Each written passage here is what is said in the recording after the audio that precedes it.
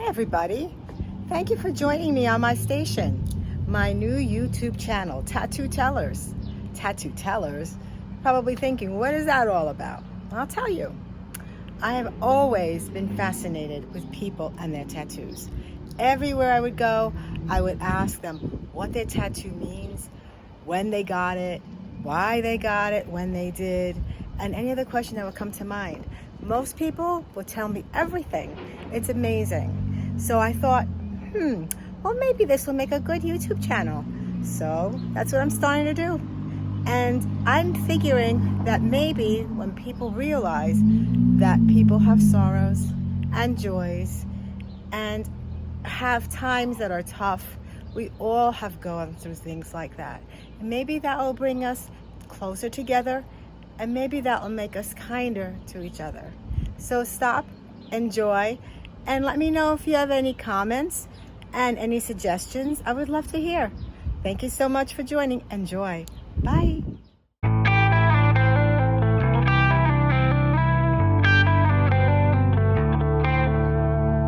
Hi everybody, welcome to my YouTube channel, and we are with Jen today. She's going to tell us about her two tattoos that she is so passionate about. And here's Jen. Hey Jen. Hi. I'm much more cheerful after a Friday afternoon. All right, so let's see. Top one or bottom one first? Whichever one inspires you the most. Okay, I'll go in order of appearance. My first one is my lower tattoo, which is my giant squid and sperm whale. I got it when I was living in California, and I got a really big tip because I worked in a casino. And I had nothing to do with money. I just had money and I didn't know what to do with it. So we decided, me and my boyfriend at the time, that we'd go get a tattoo. It was very grown up of us. And we went to the tattoo just the tattoo shop. I'm sorry, not a convention. We went to the tattoo shop. It was in Indio, California. And didn't know what we wanted. I can't even remember what he got. I can't even remember. I guess you're not with him anymore. Oh, no, we broke up. I left him in California with all the exes. It's a good thing to do. Leave him on the other side. So I wanted a humpback whale. I was I always love whales, and cetaceans are my big thing. So I always wanted to have a whale, but I could not find one. And when I asked him, he said, I have this one thing with a whale and a squid. And I was like, that's weird. And I put my thumb on it, and he here stacks of books, and I'm looking through, and I just couldn't find anything. And I kept going back to that picture and go, that was really cool. And I kept going back, and after the fourth or fifth time, I was like, you know what? This one is it. I want to wear this for the rest of my life. And I had it done, and it was across my lower back. So it's a very large tattoo. It's a tramp stamp. It's a squid stamp. It's beautiful. Thank you. It's an unusual piece. But it's something that I've always loved, and I love the fact that as I grew up, and I became a biologist, and it's all about life and its systems. And giant squid have always fascinated me. And it turns out I've seen sperm whales before. I saw them in Cape Cod, and I saw the last sperm whale sighted in Cape Cod in the late 80s, early 90s. And it was a moment, because you don't see them very often. And one of the things that I've grown into is I really love the fact that the giant squid and the sperm whale live in this, it's a symbiotic relationship. One eats the other as youth, and then as they grow, they eat each other. And it's this great, wonderful thing. So with the presence of sperm whales on our planet, it also says that giant squids are alive as well, because we find their beaks in their stomachs, and we know that these two animals live in this beautiful cycle. So I always wanted to see a giant squid in its actual environment, but I'm not going to be able to get to the bottom of the ocean.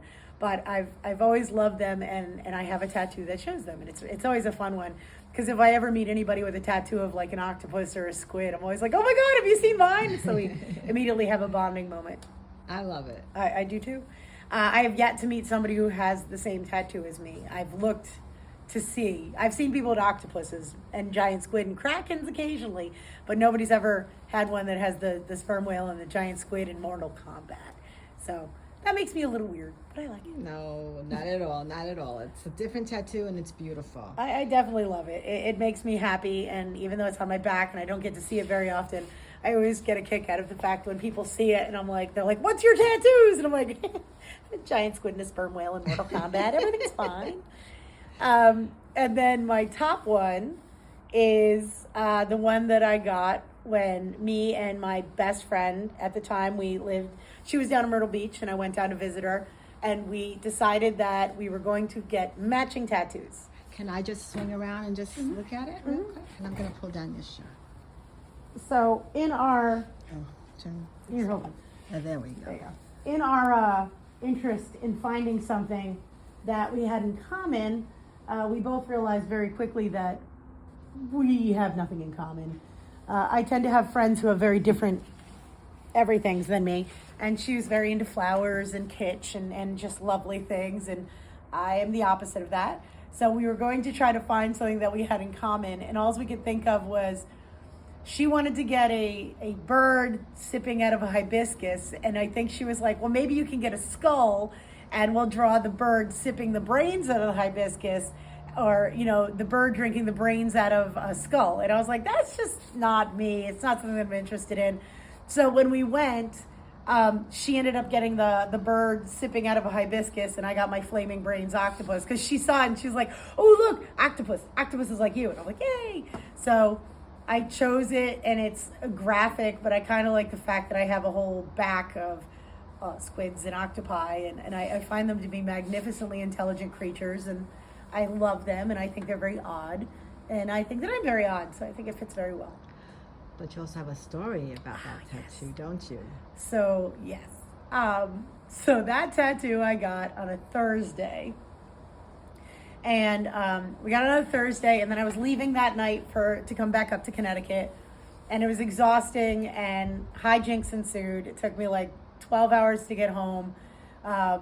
And I get home, I go to work on Friday morning, and I go to the barn, and I'm exhausted, but everything's fine. And my friend is going to New York City to the Roseland Ballroom Tattoo Festival. They have like once a year in New York City. And she was going, and I was like, it's funny, I got a tattoo yesterday. And she was like, oh, okay, cool.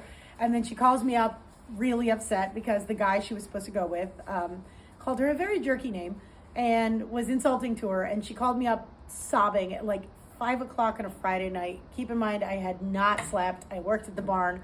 I'm exhausted. She's like, please come with me. I have nobody to go with. And I'm like, all right, fine. Hop on the train, go all the way down. Hijinks ensued where we ended up crossing the Emmys, the Emmy Awards. So we got off on the train and we walked through New York City to get to the Roseland Ballroom. And we're walking through and all these crazy hijinks are happening. And I look and she goes, why is that guy wearing a tuxedo? And I'm like, I don't know. And she's like, we have to go on the other side of the line. And I'm like, and they're ball gowns. These are like fully dressed people. We're like, all right, follow me. And she's like, what are you going to do? I'm like, I'm going to be me. Watch. And she's like, okay. I'm like, excuse me, pardon me. On your left. Excuse me. Beautiful dress. Love it. Cut through the line. And it turns out that it was the daytime Emmys. We apparently like stepped on Susan Lucci or whoever it was. Get to the tattoo department. And she had somebody she wanted. It was the woman who was like the artist that she had already booked with. So I go over. And as we're walking up to the tattoo artist, there's two in the booth, and the gentleman who was getting a tattoo flinched. And of course, me being me, I turned to him and I was like, bitch. And he swung around with this big smile on his face, and he's like, who are you calling a bitch? And I'm like, I'm calling you a bitch because he flinched. And he was like, I didn't flinch. And the tattoo guy was like, he flinched. And so, very cute gentleman. And I was like, oh, you're cute. And he got up, he was finished. His best friend sat down to get a 3-hour gorilla tattoo. And my friend sat down to get her 3-hour tattoo done. And he was like, can I buy you a drink? And I was like, I don't drink alcohol, but sure. It was the first guy who had ever asked me to buy me a drink. So we ended up just disappearing into the romance of the night.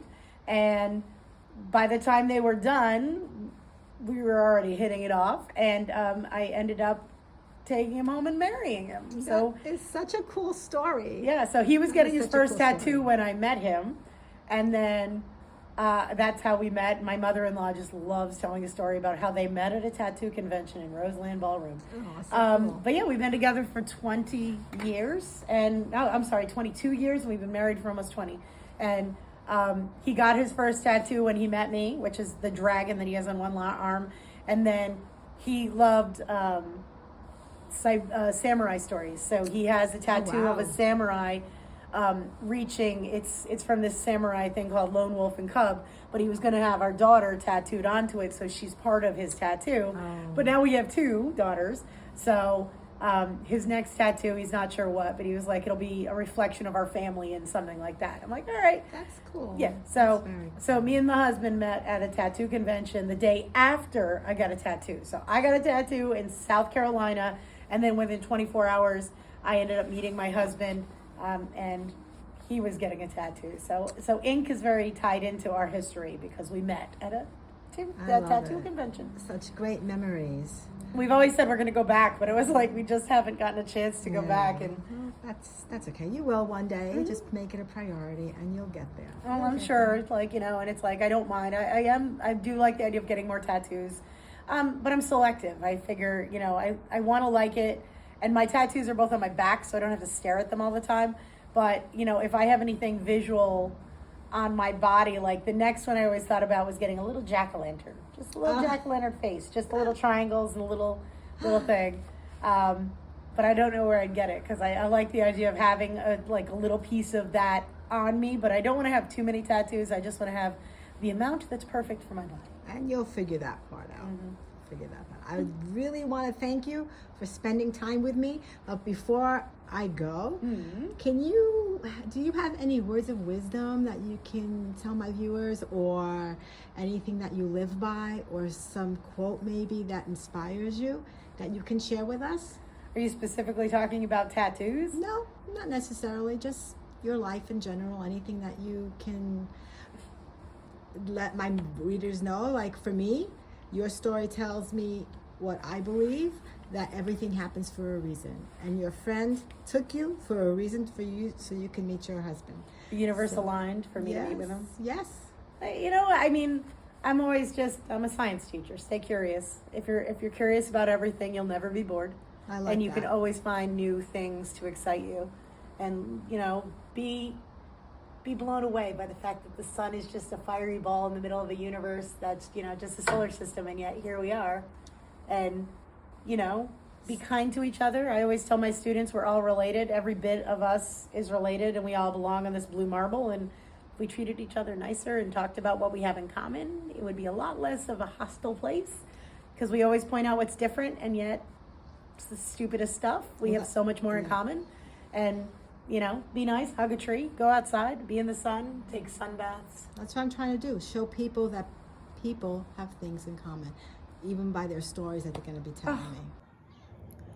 Well, I hope you enjoyed the first video, the first episode of Tattoo Tellers.